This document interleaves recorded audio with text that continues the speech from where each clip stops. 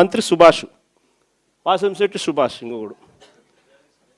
ఏకంగా అశ్లీల డ్యాన్సులు చేస్తూ ఏకంగా చిందులేస్తానంటారు.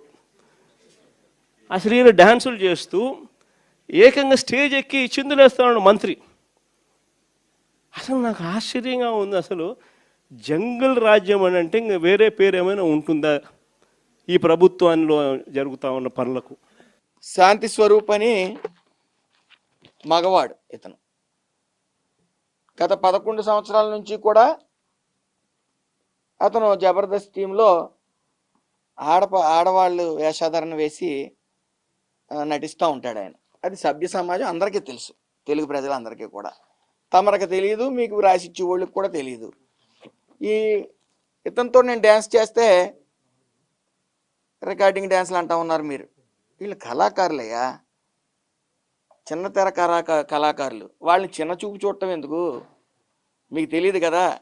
ఈయనతో డ్యాన్స్ కట్టినా మీరు నేరం కింద చూస్తారేమో. ఎందుకంటే మీకు మగవాళ్ళ మీద డిఫరెంట్ ఒపీనియన్ ఉంది. మీరు వాళ్ళ అందాల గురించి వర్ణిస్తూ ఉంటారు. అలాగే బట్టలిప్పు చూస్తానని పోలీసు వాళ్ళు అంటూ ఉన్నారు. మళ్ళీ మీరు మాట్లాడుతూ ఉన్నారు ఆడు వీడు అంటే. బడుగు బలహీన వర్గాలకు చెందిన మంత్రులు కానీ ఎమ్మెల్యేలు కానీ అంటే మీకు అంత చిన్న చూపా? వాడు వీడు అంటారా? భయ మాకు నోళ్ళు లేవా? నమస్కారం జగన్ గారు, మీరంటే నాకు ఒక అభిమానం ఉండేది. మీరు అంటున్నారు కదండి, ఆ వీడియో చూపించి ఆ అమ్మాయిలతో అశ్లీలంగా డాన్స్ చేస్తున్న మంత్రి గారు అనేసి. ఆ అమ్మాయి నేనేనండి, లేడీ గెటప్ శాంతి స్వరూప్.